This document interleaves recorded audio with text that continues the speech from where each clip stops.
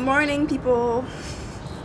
It is currently 6:45 a.m. and it is a chilly morning. It's quite cold. I think I woke up at 6 pretty early. So today I thought I would film a video on how I ended up in Perth.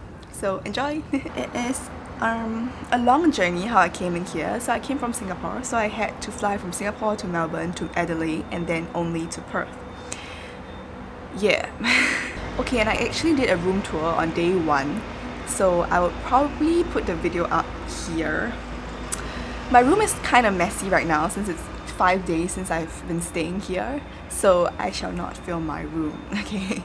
But I'll film it when it was day 1. I will put the video up. Hey everyone! Yes, I know it's been a while since I actually filmed something, and I do feel a little bit awkward in front of the camera, but it would not stop me from making a video, okay? So today, guess who has reached her quarantine site? Me! Okay, Sherry, focus. Today's video, we are going to do a room tour around my quarantine hotel. In case you guys are wondering what a quarantine hotel in Western Australia looks like when the borders open, and if you are keen on coming. So, let's go! My bed and my best friend for the next 14 days. So, a queen size bed. I just feel like jumping on it right now, but maintain. Okay, I won't do that. Okay, and then there is a sofa, which actually looks very different from the picture because in the picture there were 2 sofas, but nonetheless, there is still a sofa for me, 1 person. So I'm now actually in my balcony. The weather is pretty good, so I am sitting here chilling, waiting for my breakfast to come. Well, the breakfast is not here. I shall talk about my travel journey and how I came here from Singapore. So on the 31st of January, I believe, the government told us that we had to only come to Perth via interstate. And so I booked a ticket to Melbourne the next day and I flew in. So it was pretty terrifying because I have never traveled alone before and I have never been to Melbourne. So it was pretty intimidating, I would say, but I have a very good friend, so shout out to you, Gaia, who was in Melbourne, and she helped me a lot, though we didn't manage to meet face to face because she was working, but the whole entire journey was all thanks to her, so thank you, Gaia. So the whole journey here was really a mad rush. If it was not for my sister and my parents, I wouldn't have made it here in Perth because the news kept changing. I was like a chameleon, you know, whenever they changed from A to B, I would have to change my plans from A to B. I would just have to dance along with what the premier was saying. So it was pretty difficult. It was a difficult time. But nonetheless, because I'm already here, I shall share my story with you guys so that if you guys want to actually come here in the future to study, or I heard recently the news that Australia has been opening up, so if you guys want to see like how it is to fly during the pandemic, go ahead and watch this video. So actually I couldn't really film much the whole entire journey because it was quite sealed, quite private, the whole entire area.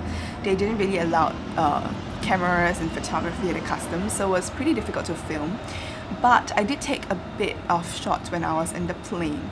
So on the way to Melbourne, it was pretty scary because I didn't actually want to remove my mask because on the plane it is where most people would contract the virus.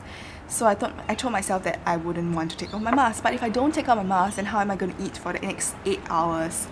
So what I did was my dad had actually kindly prepared for me like a whole loaf of bread, but he actually separated the bread into different Ziploc bags. So I had to bring like this 1 Ziploc bag with many Ziploc bags inside. And then I would actually take a deep breath, pull down my mask, then take a bite of the bread, and then quickly pull up my mask, and then chew the bread. So I chewed the bread while I donned my mask. So that was the whole experience throughout the 8 hours while eating there.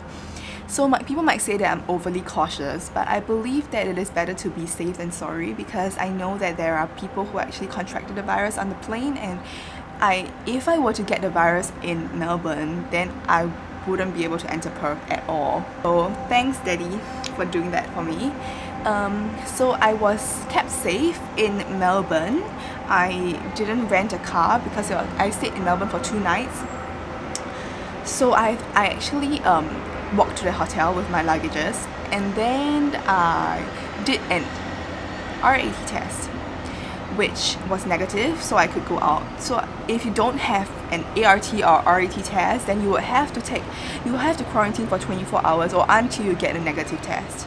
My breakfast is here. Yay! Okay, so for breakfast today, we are having tuna sandwich with spinach and tomato at the side. I made this myself because I requested that. I have a lot of food, thanks that God really provided this whole journey. I have a lot of food, so I requested the kitchen to not cook for me. So I made this myself with green tea. So cheers!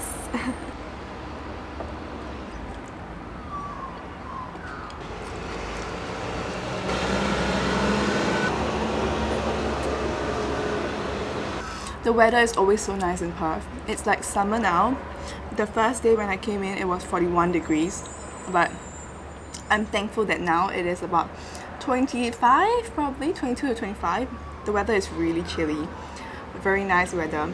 So the first day, I actually asked my friend to buy tuna, fruits, bananas, grapes, some oranges, and then the second day I asked another friend to bring some vegetables for me. So that's how I contoured this breakfast that I have here today. And it's pretty good. It's salty, it has fiber from the vegetables, and it has tomatoes. They are like juicy and sweet.